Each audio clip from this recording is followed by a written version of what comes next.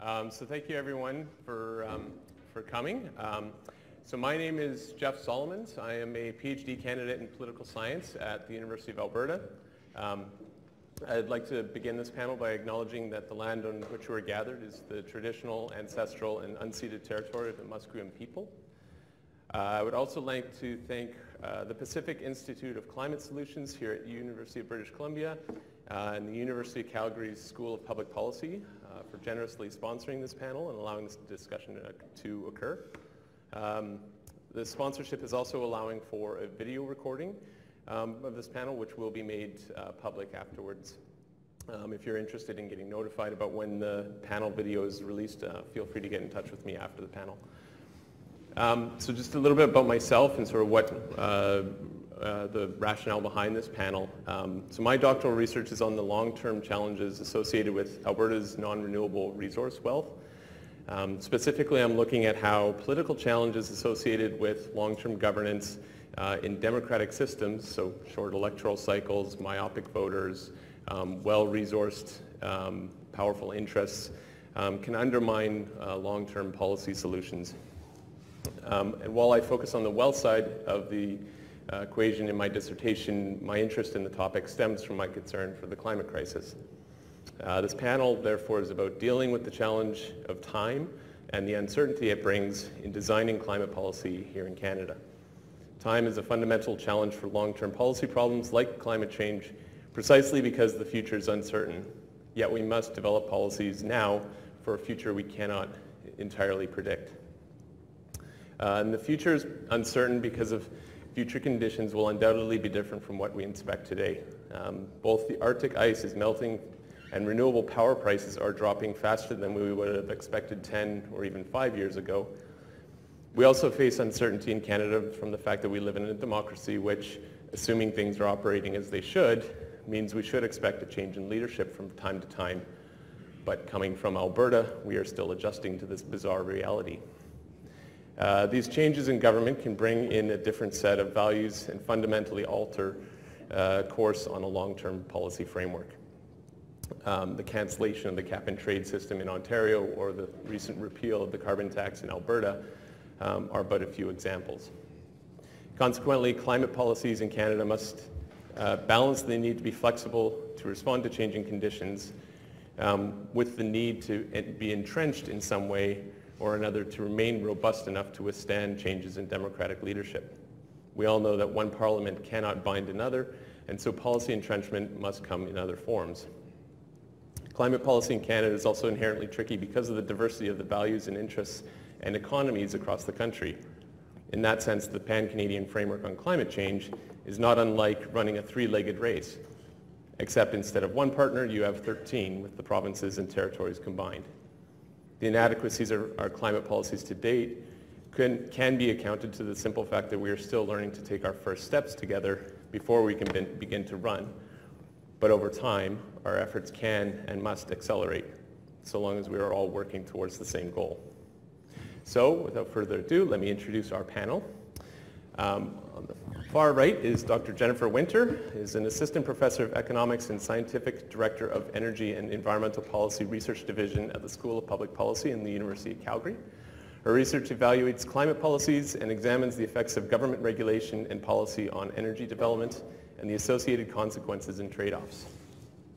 To my direct right is Dr. Catherine Harrison, who is a professor of political science here at UBC, who has published widely on Canadian and U.S. environmental policy and climate policy. She's currently working on a book on the comparative politics of carbon taxes. Karen Tam Wu is the managing director of British Columbia at the Pembina Institute. She's also a member of the BC government's Climate Solutions and Clean Growth Advisory Council. Through cross-sectoral consultation and engagement, Karen leads initiatives to advance clean energy solutions and improve energy efficiency in BC and across Canada. Next, we have Brian Topp, who is a partner at KTG Public Affairs, fellow at the Public Policy Forum, and a director at the Broadbent Institute. He served as Chief of Staff to Alberta Premier Rachel Notley during the first half of her term and as Deputy Chief of Staff to Saskatchewan Premier Roy Romanow. He was born in Montreal and is a McGill University graduate. He lives on Air Canada and his stuff is in Toronto. Don Guy is finally the Chief Strategist at Polara Strategic Insights, also a partner at KTJ Public Affairs, and Vice President at global political strategy firm Greenberg Quinlan Rossner Research. He got the boot from U of T Political and Democratic Behavior Doctoral Program in 2004 after becoming Chief of Staff to the Premier of Ontario, so he is still a work in progress. Finally, just a word on format. The panelists won't be making any individual presentations, but rather have prepared some questions on the topic that I've shared with them beforehand. We'll try to take approximately 15 minutes for each question, leaving some time for questions at the end as well. And I'm inviting the panelists to ask questions of each other as well. I want to try and keep this conversation informal and not make it overly rigid. So without further ado, we'll go to our first question. To discuss one jurisdiction where climate policy has had some success here in British Columbia. So BC instituted a carbon tax back in 2008 under the right-leaning BC Liberals and Premier Gordon Campbell. It was made revenue neutral right off the bat with corresponding cuts to income taxes. Today, a carbon tax is accepted by both parties in the province, despite the NDP originally campaigning to axe the tax, and enjoys widespread acceptance across the province. One could argue that the carbon tax is entrenched in BC partly because the elimination of a carbon tax would require raising income tax rates to account for the loss in revenue, which that makes it less politically palatable. So to what extent does the revenue neutrality play in giving carbon tax that broad level of support and or entrenching that policy in British Columbia? And might that speak to how policies have been designed elsewhere, such as Alberta, which until recently provided carbon tax rebates to those earning less than $90,000 a year, or the federal backstop, which requires the money to go back directly to citizens? And I'll turn it over to Catherine, since she is writing a book on the comparative politics of carbon taxes. So there are some myths that have come out about the BC carbon tax over time, and I think the power of the revenue neutrality in ensuring political acceptability is one of them. So I don't think it's quite so simple. I do think that revenue neutrality was important to the business community. So when the Campbell government met with the BC Business Council to ask them whether they could support a carbon tax, they had a couple conditions. One of them, they wanted to make sure that it was applied across the emissions, that they didn't end up holding the bag, the business industrial emissions for all the reductions, but also if there was going to be a carbon tax, they wanted it to be accompanied by tax cuts. So I think for them it was important, and I think had the business community not been quiet to supportive initially, we might have seen even worse politics initially. But with respect to individual taxpayers, I think the impact of the tax cuts is greatly overstated. It turns out they're the biggest political challenge with carbon taxes and the hardest one to deal with, and I really don't think most British Columbians noticed that their taxes went down. It's like paying less at a time when you're still paying the government doesn't give you a warm and fuzzy feeling about any policy that government has adopted. So I'm really skeptical. I don't think that can account for why public support rebounded as people forgot if they ever knew about the tax cuts. So I don't think it was irrelevant. It might have been worse if the business community had been opposed and rallied public opposition even more. I am more hopeful about the cap and dividend approach that the federal government has taken. It's an empirical question of whether it will work, and I really wish that they had delivered those dividends through quarterly checks rather than a line in the tax return that, again, I'm worried people won't notice.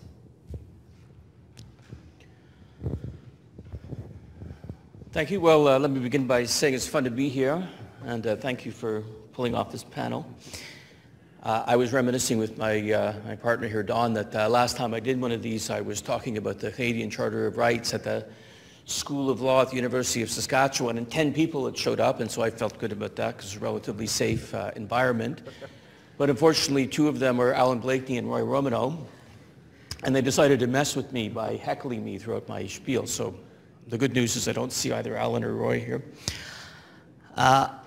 So look, this is a question about revenue recycling. And you, you referred to the Alberta side of things, and I'll just say about that this question of going down the BC road was not considered by the Notley government when it was looking at the issue of carbon pricing. We were interested in harmonizing with British Columbia and having a similar regime to British Columbia so that the province wouldn't be too out of the branch, and we basically have a Western approach that was coherent. But on the recycling side, the Premier and the government were confronting the fiscal realities of Alberta, which you are well aware, which is a province that is grotesquely and grossly overdependent on looting its own heritage fund to pay for its public services, and that pretends that it's a low-tax jurisdiction with what at that time was a 10%, a grotesquely regressive 10% flat tax and no sales taxes. And the government got elected not just on an environmental agenda, but also a social democratic one, and one of its long-time criticisms was that this regressive tax regime was wrong and that it was leaving public services dangerously exposed, fiscally exposed. And nothing could have proved that more than what happened when the commodity price in Alberta collapsed and the public revenues dropped by 20%, leaving the province with a $10 billion deficit. And so that being so, the fiscal flexibility that BC is blessed with wasn't available in Alberta, and the province was determined to go quite in the other direction on taxes and to restore progressive taxes in the province. But this question of, how should you recycle the revenues from a carbon tax is a very legitimate and worthwhile debate, and in my view, it would be a good one for us to have. And Conservatives have their case on this, which I don't feel any need to repeat, but they can if they want. And then I'll tell you what the Social Democrat side of this argument is, and that is that it is wrong to take revenues from carbon taxes and use them to cut other taxes. And the reason why it's wrong is because essentially what you're doing is you are greenwashing further inequality and austerity. You are using carbon taxes as a pretext to cut income taxes and sales taxes, and you are addicting the government dangerously to carbon revenue, which is supposed to decline over time. And in this, you are using an environmental frame to help the right achieve one of its goals, which is to break public revenues. And our case was that public services should be paid through normal taxes, and that revenues derived from what is hopefully a temporary measure, which is helping the country to decarbonize, should be focused on the project of decarbonizing the economy, and that revenues derived from the carbon tax should be used actively to get to lower carbon faster. So in Alberta, that is about a big throw on research to get the carbon content of heavy oil down so that it is doing less damage to the economy, getting off coal for generating electricity, which is 60% of energy production in Alberta, so providing the revenues that are required to get as quickly as possible off coal, getting to energy efficiency, which was completely absent in the province, producing grotesque numbers in terms of energy use, and investing in public transportation to reduce the demand side. So that's our case, which is revenues should not pollute the public revenues and should be used actively. But we're not having a debate about revenue recycling.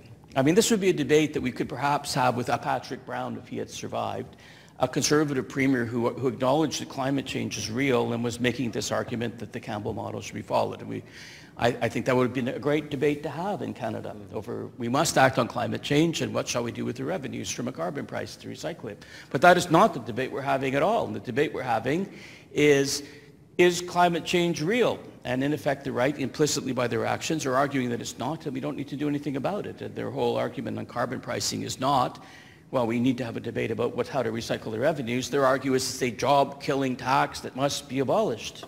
And that is very much a different debate. Wow. Well, let me take a step back from that and talk about just a bit two other significant, and I think things have changed quite a bit since I was dealing with these kinds of issues in Ontario, but we introduced two significant tax increases or tax changes. The first was the Ontario Health Premium in 2004. Where I believe for the average family, taxes went up something $800 to $1,000 a year. And that was very controversial at the time, but 3 years later in a general election, there was alignment of all three parties to keep it intact because public opinion responded to a frame that said the only thing worse than this tax is getting rid of it and making the appropriate cuts to offset those cuts. So the second would be the HST, and the economy had worsened considerably as a result of the 2008 financial meltdown and economic crisis. People were in a very different place, and to ease the implementation of that, the federal government wrote a check to the province of Ontario for $4 billion, which we sent completely out the door to voters, Kathy, in checks, as I recall, and then we topped that up with some more checks and some additional tax cuts to get people to accept a long-term tax change that was going to be good for the economy. And we did that because the public opinion environment had shifted considerably because the economic environment had shifted, and I don't think that it's recovered yet. We know that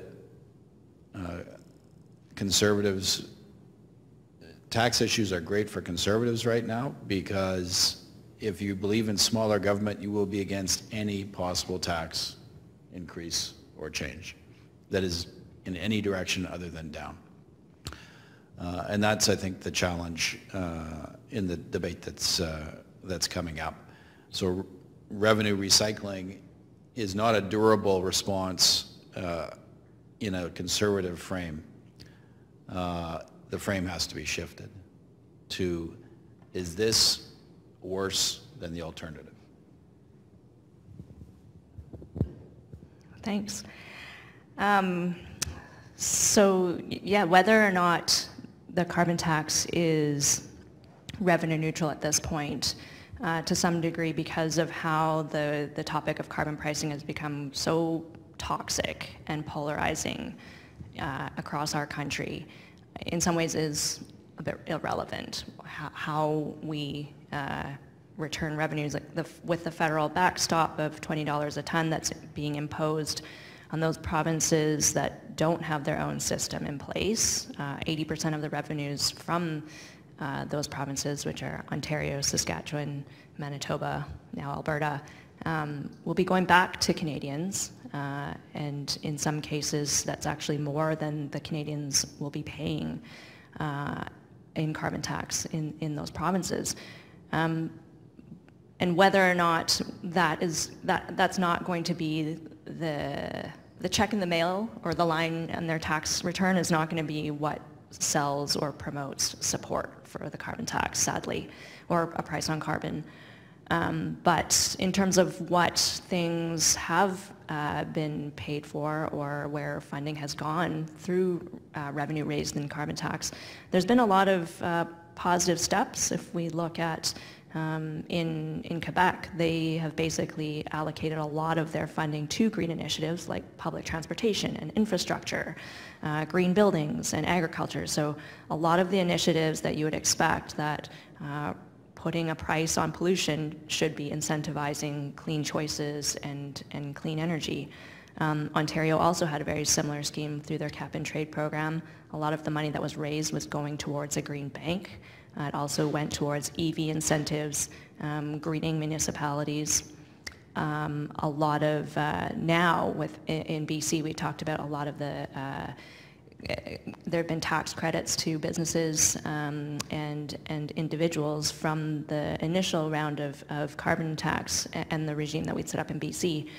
This current government, when they went back to raising the price on carbon as of April 1st this year, $5 a ton every year until 2022, there's been a commitment to use any new additional funds above and beyond the $30 to go towards low carbon initiatives. So while it's important that we communicate what that money is for so that the benefits of pricing pollution is understood. I think we're a little bit far down the road to try and win back the populist discussion around, does revenue neutrality actually make a difference in terms of entrenching a price on carbon? Hi, everyone. So I'm an economist, and I spend a lot of my time explaining how carbon pricing works. And I do a lot of this in Calgary. And you can imagine that there is a lot of opposition to carbon pricing in Calgary for a variety of reasons, including the current price of oil. And so there is resistance to increase costs on an industry that's pretty important for Alberta.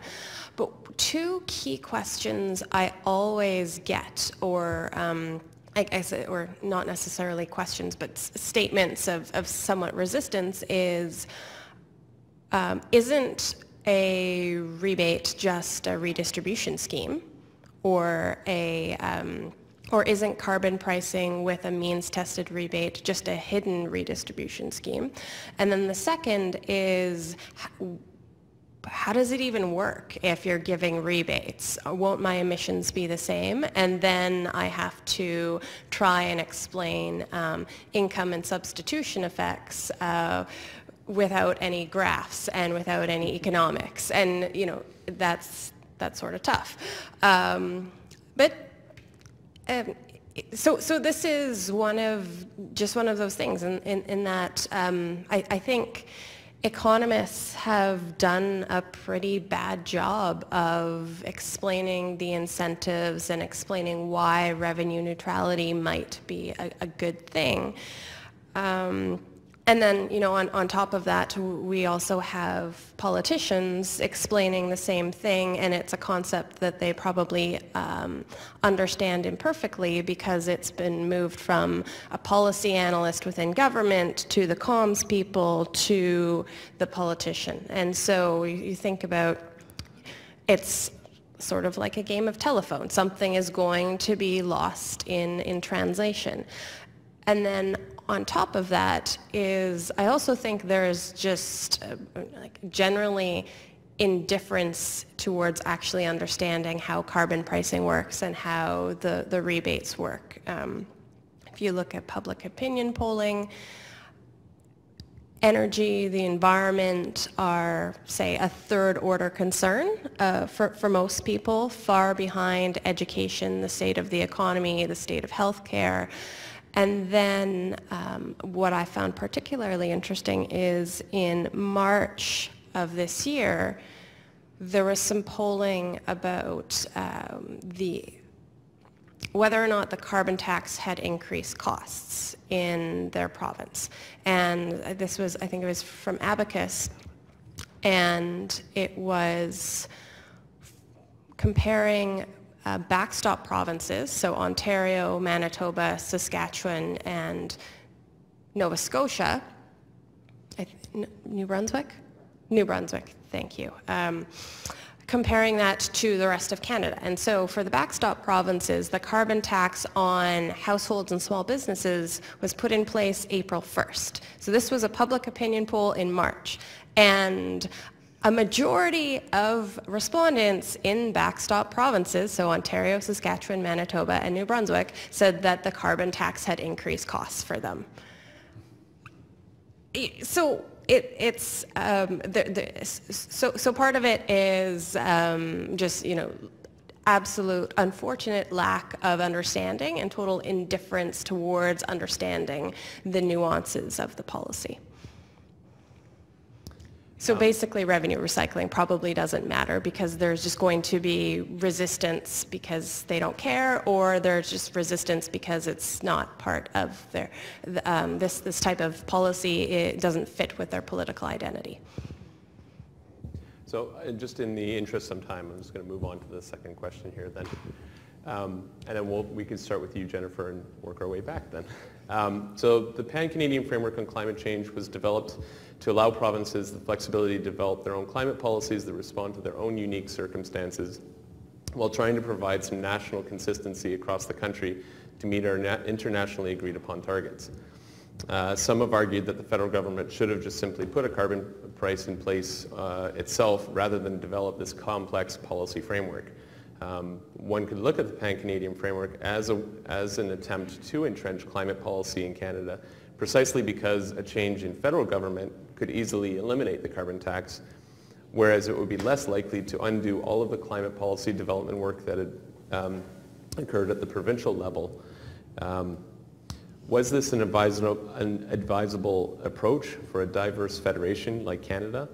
And thinking about the messiness of the Pan-Canadian framework today, should this path be continued to be pursued or abandoned for something else? So the economist's answer is, of course, what's the most efficient outcome? And, you know, in an ideal world, we ignore all of those political constraints as irrelevant. We just say, all right, every province should have the same price on emissions, and there should be the same incentive faced by all households and firms.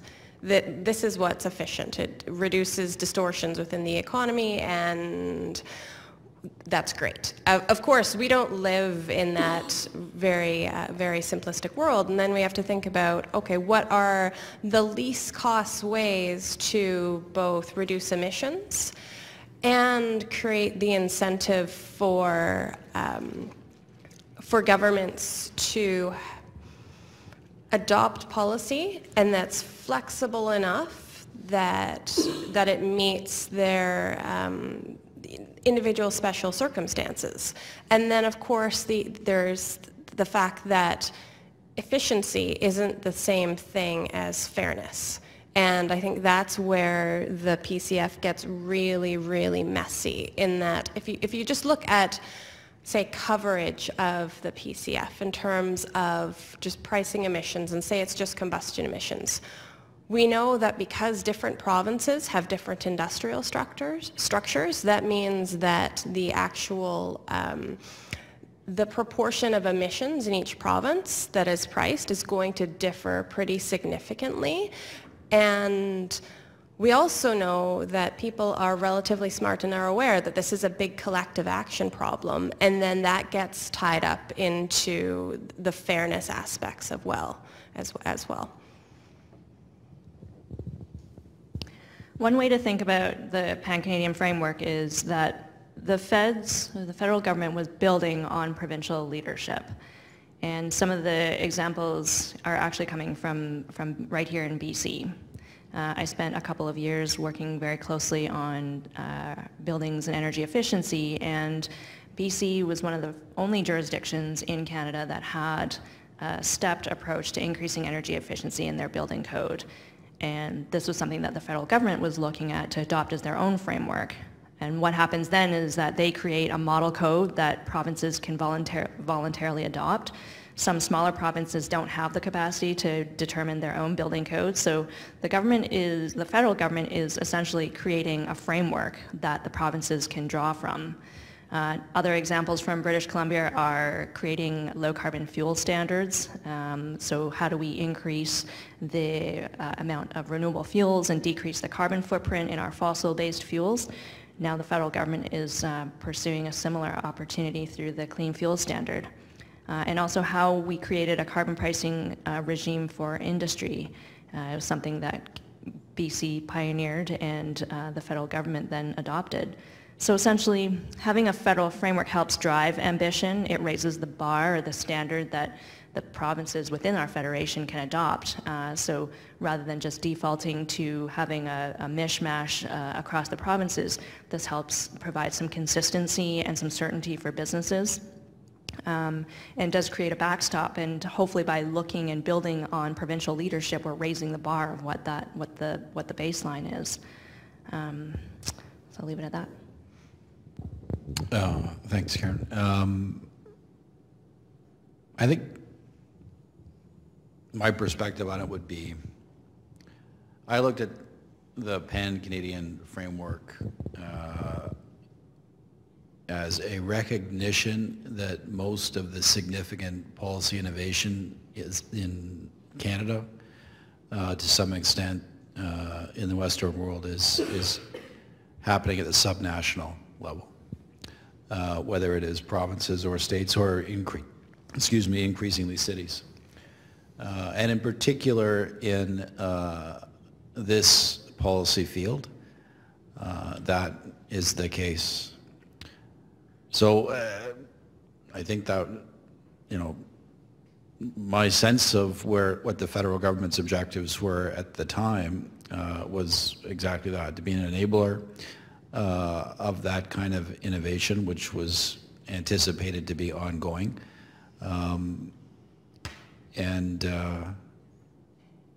It's still early days. We will see whether that is in fact the case, but my sense of it is that it will be.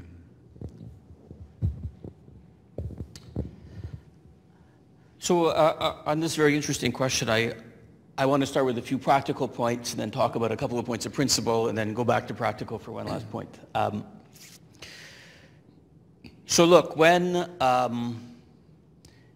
this strategy was first being mooted in various think tanks and provincial opposition parties, the reality was that Canada was being governed by Mr. Harper.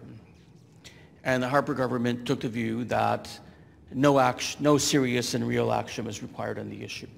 And they made that perfectly clear. And they also said at appropriate times that they would, however, not stand in the way of provinces if provinces chose to act on this matter, as, for example, British Columbia had done. So as a practical matter, 5 or 6 years ago, there was no federal option.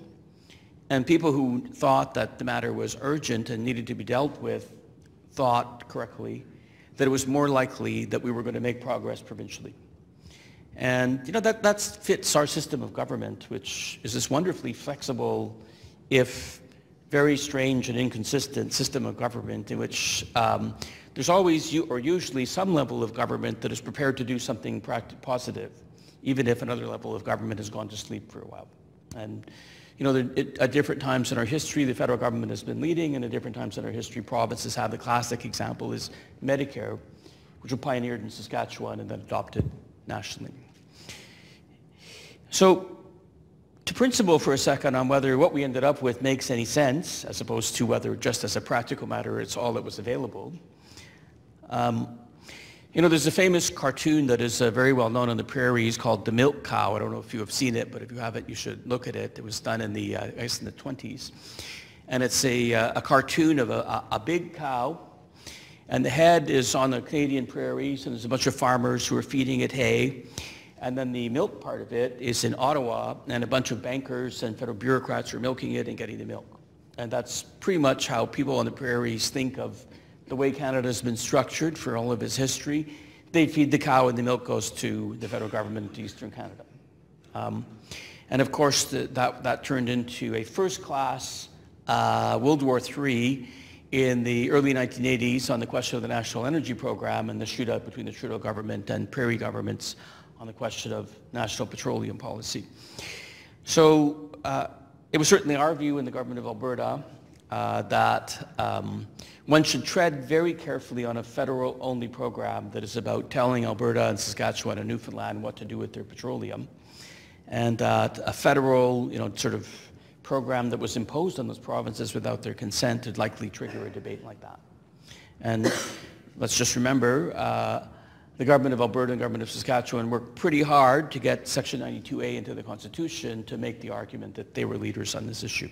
That's not to say the federal government doesn't have jurisdiction, because I believe that it does, but just to say that's a starting frame. It would be a good thing to follow the Medicare model in which the prairies begin by laying it out, and then the federal government benedicts it as opposed to the reverse, to not rerun the early 80s fight.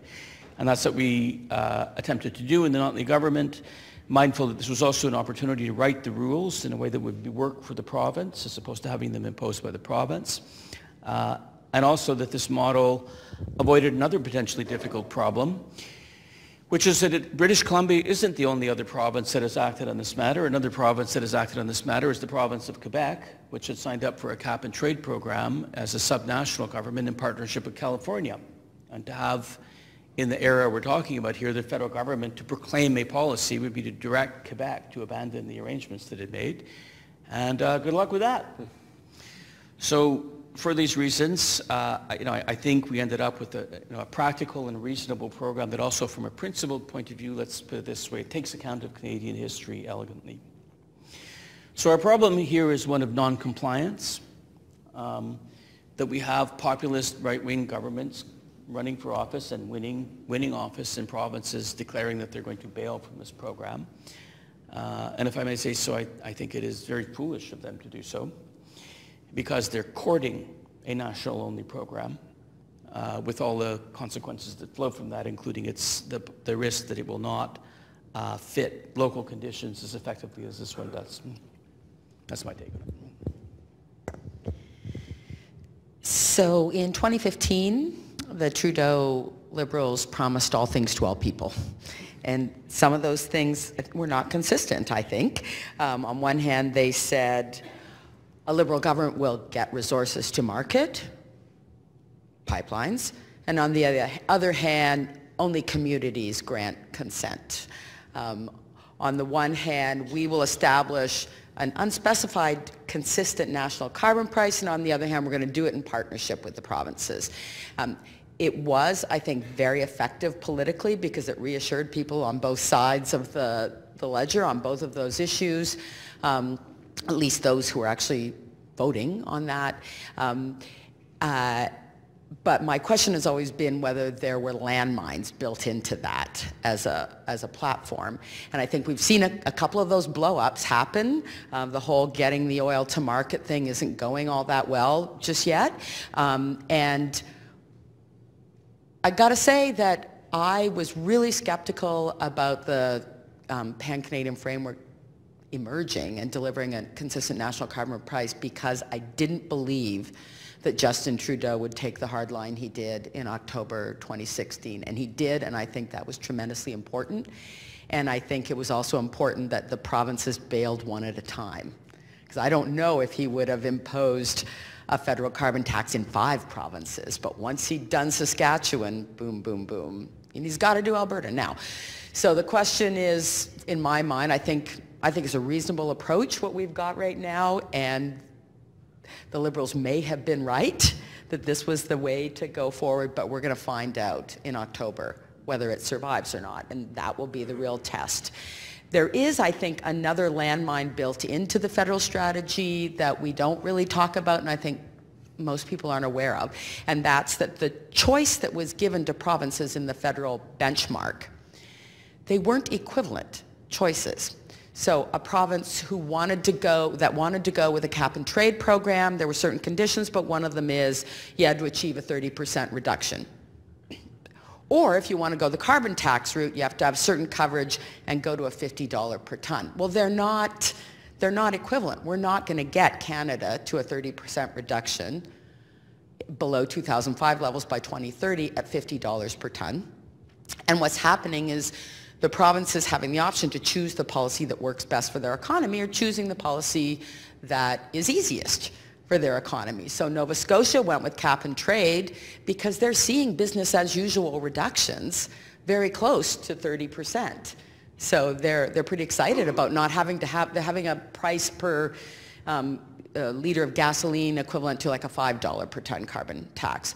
At the other end of the spectrum, we've got Alberta, which embraced under Notley a $50 per ton carbon price if conditional on getting a pipeline. And that would see Alberta's emissions level off by 2030. Now, that may be the economically efficient outcome. Economic efficiency is not going to lead to every province reducing their emissions by 30%.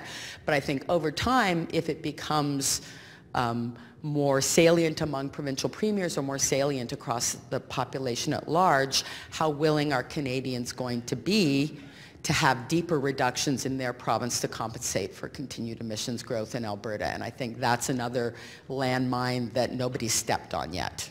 Can you take a little discussion about this? This is very interesting what you're raising. I'll just point out to you that the government of British Columbia made this point exactly in reverse. Oh, how interesting. And so they argued when this was all being put together that, so the debate here is effort versus outcome. Mm-hmm.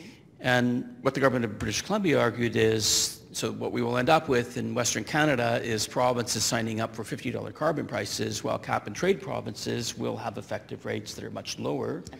And so arguably the effort will be much bigger in Western Canada and much lower in the rest of the country, whereas the premiers who are arguing for cap and trade, basically Ontario and Quebec, were saying it's not about the effort, as you were in effect arguing, it's not about the effort, it is about the outcome. And look at our emissions, in part as you and I were talking last week, because of our glorious deindustrialization, emissions are coming down in Quebec and Ontario, whereas in Western Canada, an energy producing region, they are going to stabilize, and that's the fight, right? And so you could argue this on exactly the opposite, but it is a bomb underneath the current program, that this question of effort versus outcome is not too sharp at $30, but gets increasingly sharp at $50, and sort of from the right, Western Canadian governments could argue we're paying too much. And from Central Canadian perspective, they could go, but your outcomes aren't what we need to be. Would Alberta have accepted the 30% cut option? And would you have said, you know, that's an easy route, we'll go that route? Because that would have decimated Alberta's economy. And I think that's why there's no target in the Alberta plan. Well, what there is in the Alberta plan is a cap, which has the effect of reducing the planned emissions by 2/3, which is a significant effort, we argued. But others would point to the current production and say that's what matters. So it all depends on what frame you're coming from. But in any event, there are ticking time bombs underneath a multi-channel approach in Canada, which would need to be resolved 2 to 3 years from now. So that actually sets up our third question quite nicely, especially that comment about the sort of effort versus outcomes. Recently, Mark Jackard, a professor at the Simon Fraser University and IPCC report author, has argued that regulations are a potentially superior option in Canada, precisely because what they might lose in economic efficiency, they more than make up for in political feasibility. So carbon pricing is undoubtedly more flexible approach to climate policy, but how might we think about these options with regard to policy entrenchment? Might carbon pricing with offsetting rebates or whatever be more long-term secure policy option, even if as it ramps up to the levels required, the effort thing? Or might regulations be a better option because they can encourage market transformations that can quickly become path dependent?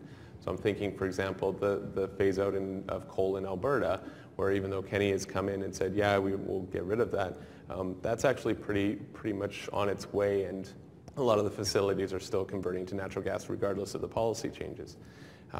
So just on that, the pricing versus regulations approach. Start in the middle. Sure. Don, why don't we go with you? Well, where are we going to go from here, left or right? There's an old joke in the Liberal Party about a constituency politician who was up giving a stem winder, a passionate speech about a controversial issue, and he concluded by saying, some of my friends are on the left of this question and some of my friends are on the right, and I stand firmly with my friends. And then he sat down to rapturous applause. All that is a way of saying that I think, and it comes back to the first question as well, the challenge on this policy tool is that environmental goods, for lack of a better term, are still essentially priced as premium in a deep discount age, and in particular a deep discount age post-2008.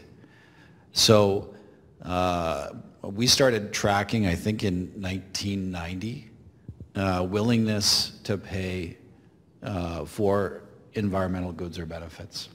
And at that point, and that was after the first real debate that we'd had on the environment and on climate, as you will recall, prior to the recession in the fall of 1990 and spring of 91.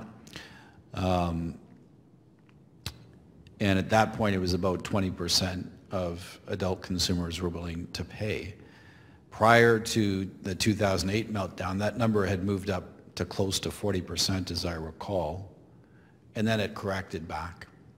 and I don't think it's ever really resounded. And I think that's part of the challenge in this debate about getting people to pay more for what they are increasingly demanding of goods and services in the consumer market. Well, I want that good. I want you to deliver me an environmental benefit at that deep discount price. And we haven't figured that out in a policy context yet. Mark is basically saying, as I read it, hide the cost.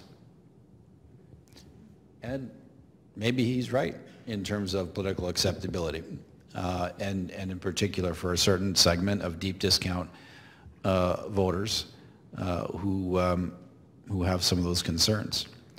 But I do think the medium-term challenge, in particular, Kathy, once we get past the election and we see what the federal framework looks like and things like that, but the medium-term challenge for policymakers in a Canadian context is confronting that problem, that environmental goods or benefits are still priced as premium in the mindset of most voter consumers, while everything else that they're dealing with in their life is priced at deep discount. So if we were to rely just on carbon pricing, in BC what we've modeled is the price would have to be about $180 a ton to achieve our 2030 carbon reduction goals. And if we look out to 2050, the price would be upwards or over $280 a ton. So I think we need both. We need early adopters who are willing to pay a bit more, or that premium, for those low carbon choices. How do we build to a higher building standard, or who's going to be the first to not just buy the boutique Tesla, but the other electric vehicles? And how do we move those early adopters and the early parts of the marketplace to become the norm? And it is those early adopters who help test the market and prove the market, but it's the regulations that are going to set the long-term ambition and vision of where we need to go as an economy. And that's the signal that the rest of the marketplace is going to need in order to retool and recreate the products that are being offered. And it's also an important signal that the trades and professions that are going to be needed for the low carbon economy. So as an example, BCIT just opened up their high performance building lab a couple of years ago in response to the green building sector significantly changing how we're building buildings. And the BC government is looking at how do we ensure that mechanics have the knowledge and the skills that they need to work on electric vehicles. And without those regulatory signals, the marketplace and education systems aren't going to catch up. And the choices that those who have more disposable income, the early adopters, whether they're individuals or companies, is going to remain a boutique choice. And the rest of us, that we won't have access. And that's, you talked about polling. Affordability is the #1 issue for Canadians. And for us to ensure that clean choices are available broadly, we need regulations to drive the rest of the marketplace. Thanks. So I'm not personally a fan of targets because I think too often they open the door to policy at any cost rather than a discussion of pros and cons and costs and benefits of different policy approaches. And I think when we think about the fact that reducing emissions both in Canada and globally is a really big challenge, we want to be very careful about what sort of costs we're willing to impose on ourselves to meet goals. That said, I do believe that there is a role for both pricing and regulation. Pricing is the lowest cost option when emissions are easy to measure and therefore easy to price. That's not the case with all sectors. And pricing is meant to address a very specific market failure, and in many instances there are other market failures that we should care about, and that's where there is a role for regulation as opposed to pricing. On the pros and cons of different approaches, I really wish we could get to a place where we are discussing the pros and cons of different policy approaches to emissions, whether it's from use of fossil fuels, whether it's from industrial activity, where it's non-combustion emissions. I think in many ways we're just not there yet. I think, again, if Patrick Brown had become the premier in Ontario, we could have moved to that place. And when we think about the pros and cons of pricing, there's a lot of focus on carbon taxes, which have the benefit and the curse of being very transparent in that we know exactly how much revenue is raised by a government. And that's also really bad for the politics of it. It could be that our sweet spot is actually cap and trade, where there is that price incentive. There's potentially broader coverage of emissions because cap and trade allows us to expand just beyond combustion emissions. And the costs are hidden because it's imposed on large emitting facilities. And so we could move towards a world where it's a cap and trade system in place in Canada rather than pricing. So we have that nice benefit of costs being hidden, but the pricing incentive. And so we're not relying on more costly regulation for reducing the majority of combustion emissions.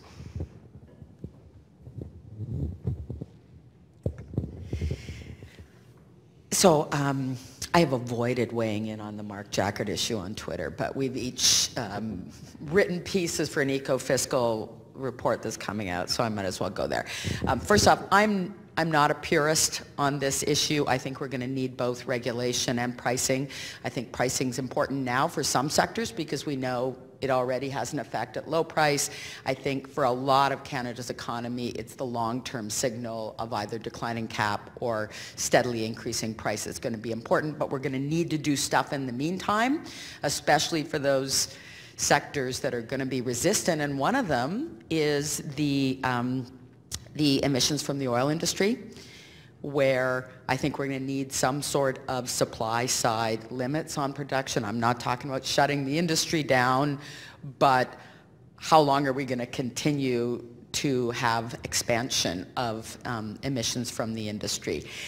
So, I think we need both. My second reaction is that it's one thing to argue that regulation, and even if we say smart regulation, offers better politics than carbon pricing, and without much of a loss in effectiveness in theory. To essentially say, let's adopt the second best policy because we can't get the first best policy. It's different to argue that in theory than in the current context where we've just adopted. We've got a federal government that just adopted that policy. So it just seems quite unhelpful to be undermining the policy that was adopted before we know whether it will last. And the last thing, and this is a more general point, I think, about cap and trade, but also smart regulation. I think we've often drawn conclusions about the political feasibility of some of these systems at much lower levels of stringency or much more generous caps. So, we've seen the Reggie has had single-digit prices, and people are drawing lessons about the durability of that policy that I don't think are going to translate if the prices start going up to $50 per ton. Similarly, even with smart regulation, the industries that are paying the compliance costs, once those costs get high, are going to tell people, guess what? You as consumers are paying really big costs, and the politics of that will shift. The costs will become visible under a regulatory scheme or a cap and trade scheme, and I think we will start hearing those industries, and especially the Conservatives, saying this is a job-killing hidden carbon tax. So you know, Mark may have a point. I'm not sure that it's helpful in the current context, and I'm not sure how long that point can travel as we go to deeper levels of stringency, as we know we need to do. We shouldn't let the moment go by when you heard the name Patrick Brown mentioned here to say that was a really fateful moment in the history of this debate. And we definitely would have been having a very, very different discussion if we had had a Conservative government in Ontario that was in favor of carbon pricing, as Mr. Brown was, and he wanted to argue about recycling. And it is Mr. Brown did himself in most distressing circumstances. And I usually don't regret seeing Conservative leaders do themselves in, but this one I do, because we are having such a different political and policy debate when we were considering that we're dealing with Mr. Ford as opposed to Mr. Brown on this issue. It's really too bad. But he worked pretty hard to do himself in. So look, on the question before us, I'm definitely in the you need to do both camp.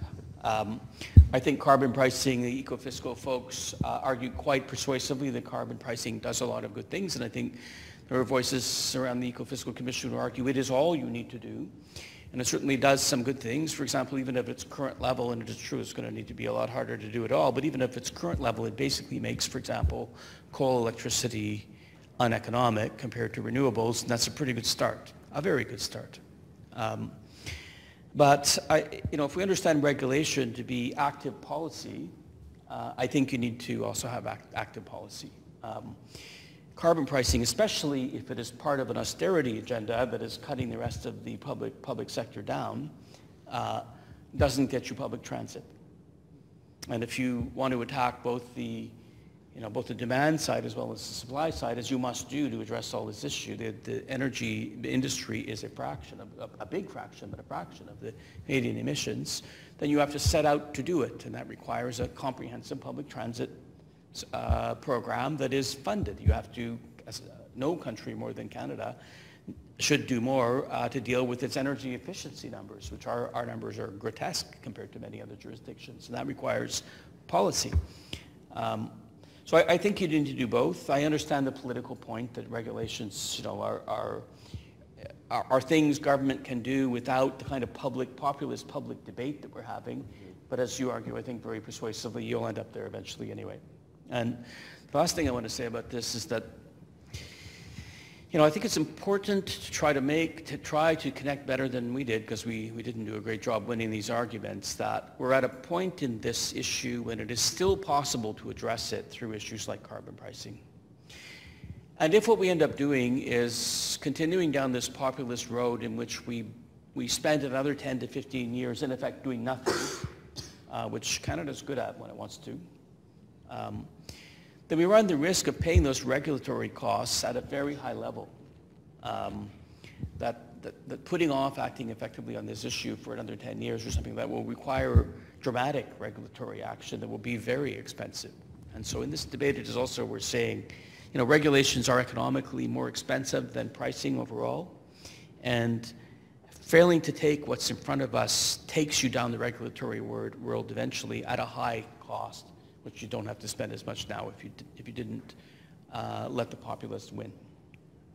I got one quick additional point that I forgot to make, which is that one of the challenges with regulation is it takes a really long time to develop them. So back in the 1970s, the model of environmental regulation was technology-based standard, and the idea was every 3 years governments would revisit their standards, and there would be a race among innovators to develop new technologies. But in fact, governments almost never revisited their standards because it took them 5 or 6 years to develop them, and then they were just tired. And if we go the smart regulation route, we've already imported some of that into output-based allocation, having to set industry-based standards. But I think we expand it. We need more standards for more industries, and one of the nice things that I think is little acknowledged about pricing systems is the ease of the adjustment. raising that price by $5 a ton per year or lowering that target by 2% per year and just saying we're going to do this without having fleets and fleets of bureaucrats spinning their wheels and then just losing the will to do it when there's budget cuts.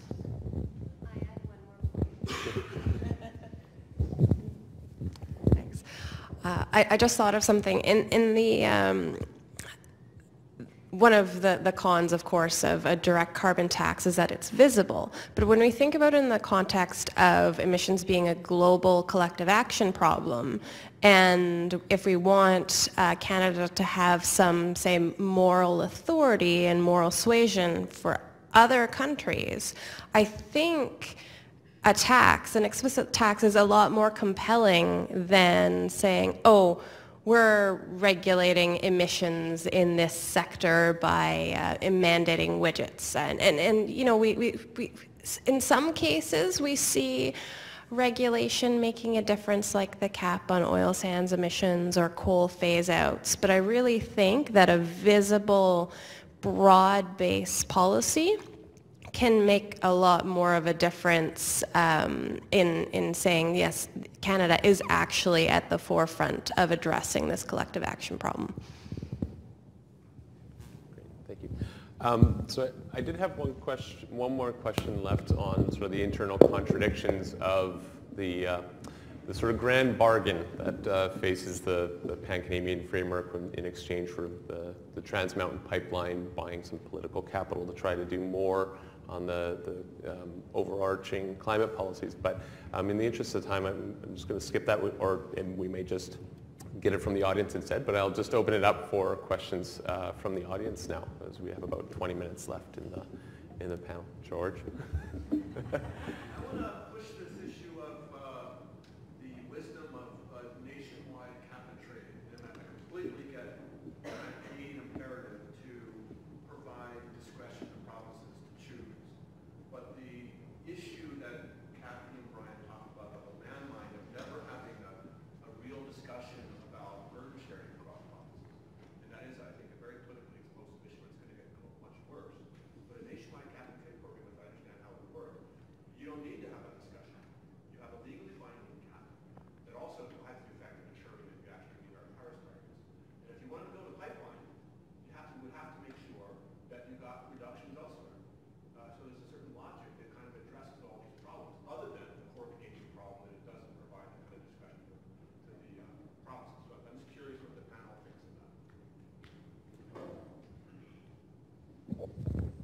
I think it's a really important point about the emissions from the tar sands and others, and potentially other sources of growth that present problems regionally. I just don't see it happening. I'm just going to repeat in one sentence that Alberta didn't go down this road because it did not want to sign up for a large further transfer of capital out of the province to the federal government and to other jurisdictions.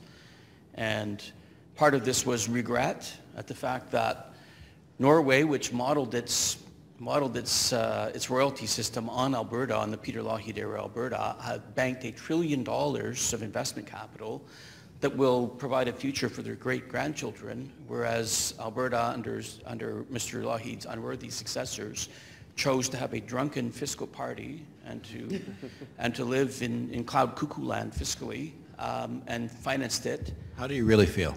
By I would be swearing usually, by looting the Heritage Fund. And so, one of the underlying, we didn't get to this in time, but one of the underlying arguments for this model in Alberta was it was a last chance in the last cycle of the energy business for the province to bank some capital from the revenues from the carbon price and to use it to diversify its economy away from petroleum. And the problem with national systems that transfer the revenue to Ottawa is that the capital is going to be used either as a rebate on the austerity argument or for national programs and not be available to the province to try to repair this terrible and tragic mistake that it made fiscally over the last 30 years. I think for me, I'd just pick up on Jennifer's point with respect to the transparency of a common carbon tax across Canada internationally is even more important, I would argue, and I think we'll get to this point within Canada, within the Federation. There's probably a higher degree of, to Brian's point, mistrust, concern about free riding, freeloading within the Federation as opposed to outside, and I think that that's the principal challenge, George, with respect to a national cap and trade program, is it is so poorly understood by the electorate that it just creates all kinds of space for those kinds of back and forth allegations. And Kathy, you're right. You're eventually on the regulatory, also with cap and trade, you're still going to take on those same things. The way Ford ran against cap and trade in Ontario was just took on the gas tax, the incremental increase in gas, and he made that the symbol of cap and trade and got his license per se to undo it with that attack.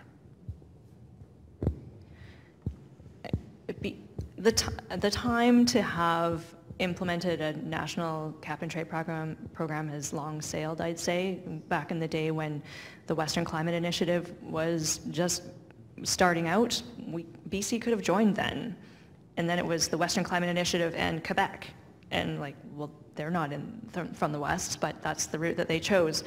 And I think being individual provinces as we are, we're very stubborn and we're very proud of what we've built, and the carbon tax is something that has been lauded internationally. BC's carbon tax has been lauded internationally as something that is textbook and clean and transparent, as Jennifer was saying. So I think we can look to the EU experience with its emission trading system to think about the issue of burden sharing with very disparate political units. The issue of free allocations then comes up, in that each country in the EU ETS has free allocations, and as a result of over-allocating permits, we saw the price plummet, and then they've had to adjust and adjust and adjust. So it's clearly not perfect. And then the other issue with a cap and trade system is that it's really subject to lobbying on the part of special interest groups because of its opacity.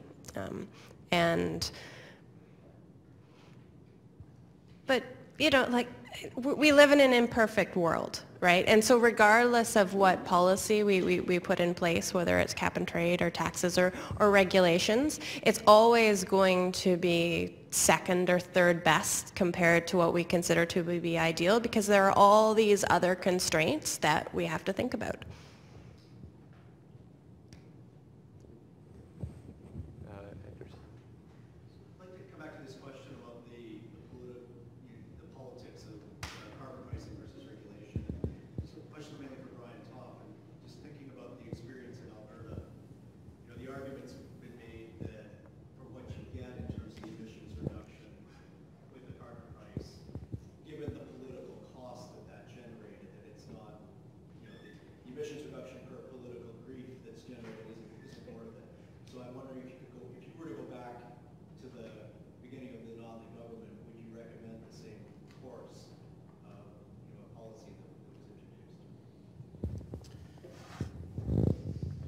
Well, when you do the kind of job that I was doing, you learn not to answer questions like that. Ever? So I won't. The seal on that record will be open in 50 years. Yeah. But if you want to talk from a pundit perspective about the experience, I mean, I think it's fair to say that we failed to persuade the people of Alberta that this is where they should go, and we're not alone in that. So if we just to go into reminiscence for a minute, one of the things that we all were reading very closely was the record of the Rudd government in trying to act on this issue, and the fact that they spent their 3-year mandate thinking about it basically, and then implemented their program just before their election in the third year and got creamed by the Conservatives in Australia with the help of their own voters, because they had lost the argument with their own voters, with the working class, coal mining community in Alberta that's in Australia that simply didn't accept that this was something that they needed to go down. And so, we tried to learn from that experience in trying to construct this grand bargain argument in which people in Alberta would see themselves as net winners of working on it, whereas people in Australia did not see themselves as net winners, and we failed. And then we just saw in Australia again that an election in which the Australian Labor was expected to win, and in which it was fighting on this issue, that arguably it lost the election on this issue. And so, this is part of a broader story that the populist right is on the march everywhere. It just got defeated in Denmark, but they've been tough to beat. And we didn't come up with the answer to how to beat the populist right in Alberta, and many progressive parties have failed to do so. And we're going to have to keep working on it because the issue is extremely important. But I'm happy to just confess that we didn't pull it off. Obviously we didn't, but it was worth a try. And it did create a window in the Federation in which the country was able to act on this issue. Whereas if the government of Alberta had stuck with its climate denial policy that it's now returned to, might not have been able to. David, you had a question? Yeah, just had a quick comment. I'm just going to say that, so basically I think that so we are in a place right now where we're developing the policy and the instruments to actually decarbonize the Canadian society, maybe not to the extent that we wish that we could. And it took us a very long time to get there. And for a while in Canadian politics, the debate was about basic targets, setting targets for the country. So one of the things that happened is that these instruments, these innovations came out of provinces at first, right? Provinces are the ones that have explored carbon pricing. And so basically the concern with, or what we're trying to achieve, I think, with the Canadian framework was to build on this experience so that if something happened federally, these experiences will still be there. It will still be a component of Canada's approach to decarbonize carbon. And if the federal framework can push them even further and try to basically establish some kind of level playing ground in the federation, not the perfect one, but some kind of level playing field in the federation, that would be an important contribution. So I think that's and so when we think about like a national kind of coast-to-coast approach, I think that if the federal government would have gone in that direction, we know that it took a long time to get there in terms of establishing these carbon pricing instruments, right? And I think that the current approach is kind of give the flexibility and allow basically these experiments to continue to occur in the province. And regardless of what happens with the federal government, I think we're pretty confident that some of them will continue to occur even if the federal government, if something happened there, right? So I think that's the advantage of the Canadian approach as it was developed at the moment. I wish I could feel a lot more optimistic about the Canadian approach. Like we're putting some lipstick on a pig here, folks. Our emissions have been going up. We still have one of the most emissions-intensive economies in the world. I've lost track. I used to have a count of how many plans we'd had nationally saying we were going to do stuff. And we have a really we're having a massive political debate. The country's pulling itself apart over something that's really a pretty modest climate policy. So, I'd love to feel better about this is the genius of the Canadian Federation, that we know 1,000 flowers bloom and then we get all Medicare. But we could lose it all this October, and we've got provinces pulling out. And I'm starting to be more optimistic about the rest of the world putting our export-oriented oil industry out of business, and I'm worried that we won't be prepared when that happens. Sorry. We've got another comment or question here. Hi, I'm Georgia. I'm from the Stockholm Environment Institute. I no longer live in Canada, so that allows me to ask the stupid question from outside Canada. A lot of what you're discussing here is, politics as they are now. How do we get some sort of carbon pricing? But another way of thinking about the question is, what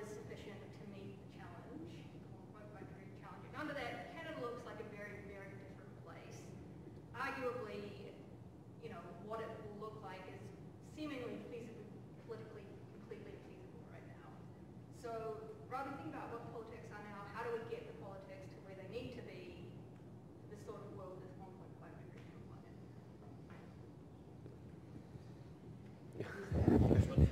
The guys in the middle. We political scientists are... I think it's a great question. In fact, I love that question. I spend considerable time thinking about that question.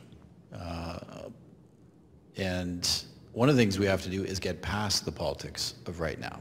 Brian's right. The success of the populist left and right, whether it's Jeremy Corbyn or Donald Trump or whatever the case may be, the success that they're having is they are recontesting consensus and peeling that apart. And the reason they're having that success is because a large number of people feel that policy consensus that was constructed post-Second World War isn't working for them. It's failing them. It might be working for some others, but it's failing them.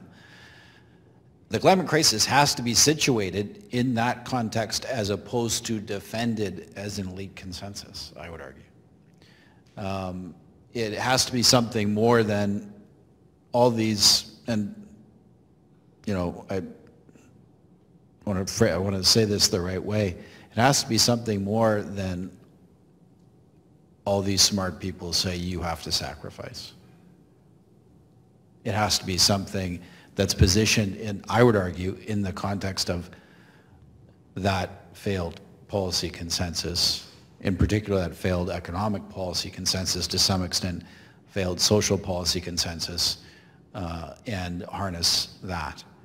And you know, much of my master's work at U of T before I got the boot, Jeff, was around the Montreal Protocol, and how long it took from the emergence of a scientific consensus to construct an elite policy advisor and policymaker consensus to that protocol, which I think was about 18 years.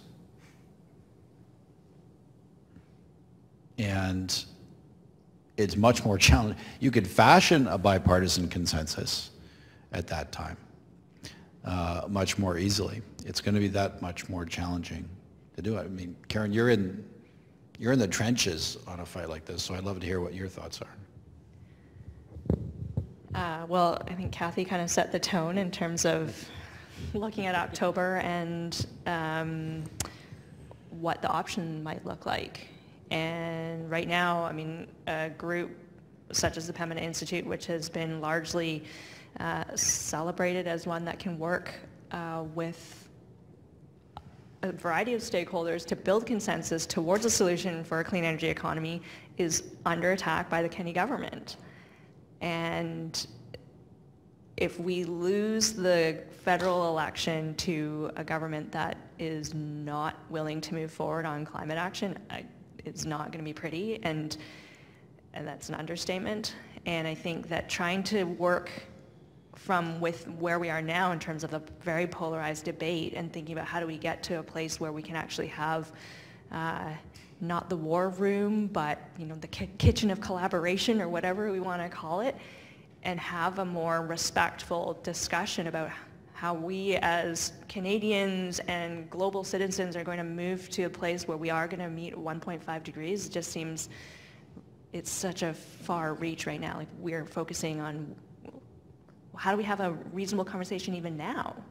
And I think that there's no easy answer. I mean, we've talked a lot about how we don't have consensus even, or there's not support in Alberta for a carbon price, but interestingly, I did see some polling data from Abacus from early May that did say when they polled across Canada, the majority of Canadians said a climate plan should have or must have a price on carbon, including in Alberta, 69% of Albertans apparently.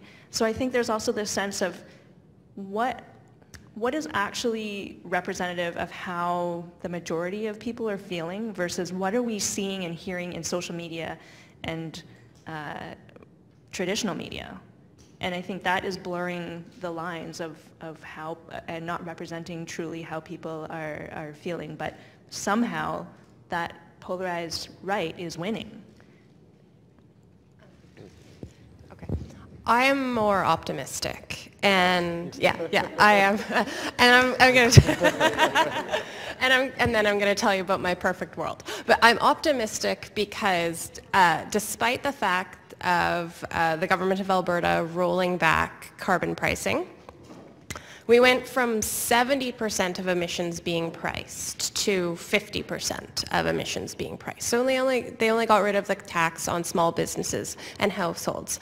And yes, they're probably going to make changes to the large emitter system, and it's probably not going to be how I would design it, but that's fine.